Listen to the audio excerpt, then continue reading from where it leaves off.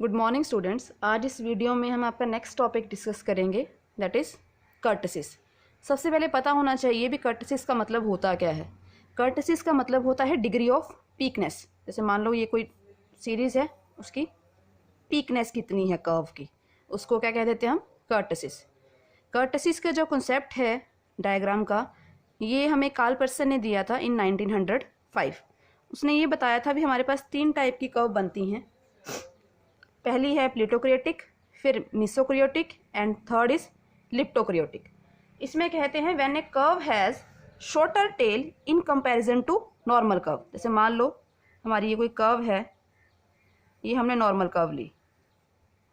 अगर कहते इससे जो कर्व है वो शॉर्टर हो और फ्लैटर हो, मतलब ज़्यादा फैली हुई हो, तो उस कर्व को क्या कहते हैं हम, प्लेटोक्रिएटिक। इस कर्व को या इसको हम पॉजिटिव कर्टसिस भी बोलते हैं।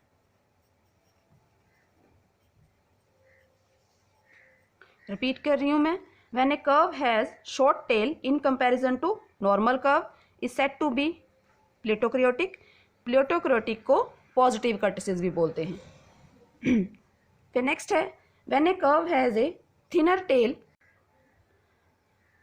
When a curve has thinner tail than normal curve is said to be leptokurtic. Leptokurtic मतलब मोर पीक्ड, बड़ी ज़्यादा ऊपर पीक में। जैसे मान लो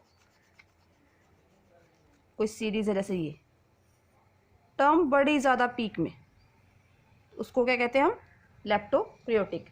इसको नेगेटिव कर्टसिस भी बोलते हैं।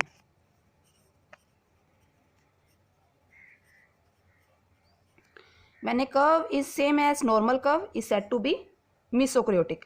मल्टीपल चॉइस क्वेश्चन बन जाता है, which curve is said to be positive kurtosis. किसको कहते हैं हम, प्लेटोक्रियोटिक को। नेगेटिव किसको कहते हैं हम, लेप्टोक्रियोटिक को। उसके बाद फॉर्मूला है इसका μ4 अपॉन μ2 का स्क्वायर। μ4 का मतलब फोर्थ मोमेंट अबाउट मीन, μ2 का मतलब सेकेंड मोमेंट अबाउट मीन। ये लिखा भी हुआ है। इसमें कहते हैं अगर बीटा 2 की वैल्यू इक्वल टू 3 आ जाती है तो कर्व क्या है आपकी, normal. If beta 2 greater than 3 then curve is लेप्टोक्रिएटिक।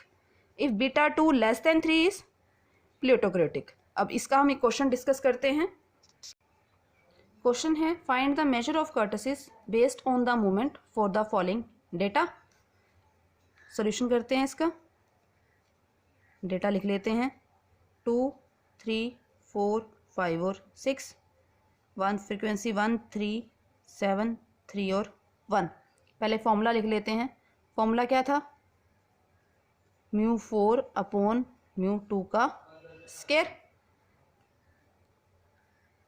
μ2 निकालना हो तो टर्म क्या थी, F x minus x mean का स्क्वायर अपॉन समीशन एफ।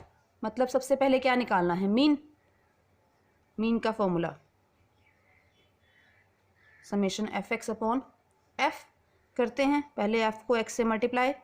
2 1 ज़ा 2, 3 3 ज़ा 9, 7 4 ज़ा 28, 5 3 ज़ा 15, 6 1 ज़ा 6।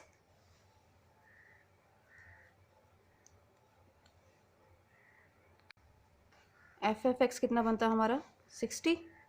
और फ्रीक्वेंसी का सम करें तो ये बनता है 15। 10 13 14 15 रखिए यहाँ पे।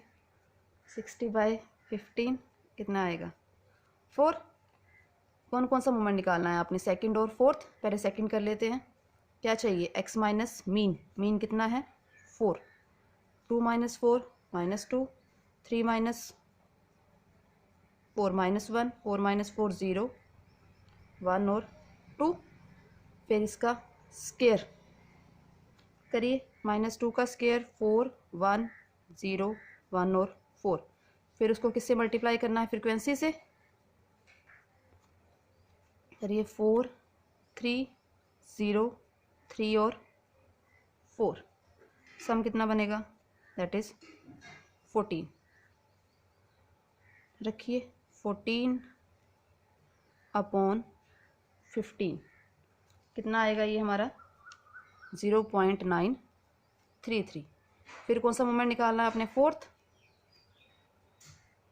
F x minus x mean, मतलब अब क्या चाहिए, एक्स माइनस 4 का पावर 4 करिए, -2 की पावर 4 16, 1 0 1 2 की पावर 4 16। सम कितना बनाएगा, सम वैसे चाहिए नहीं हमें, पहले फ्रीक्वेंसी से मल्टीप्लाई करें, करो कितना 16, 3 1 ज़ा 3, 0 3 और 16 कितना बनता है 38। रखते हैं 38/15 कितना बनेगा ये हमारा डिवाइड करके, दैट इज़ 2.533। फॉर्मूले में रखिए, μ4 2.533/0.933 का स्क्वायर।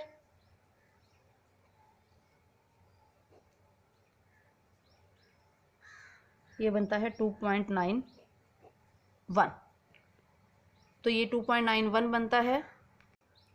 तो बीटा 2 की value is less than 3, less than 3 है तो डिस्ट्रीब्यूशन कौन सी है, द डिस्ट्रीब्यूशन इज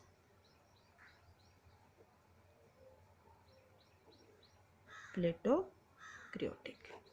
ठीक है स्टूडेंट्स, थैंक यू।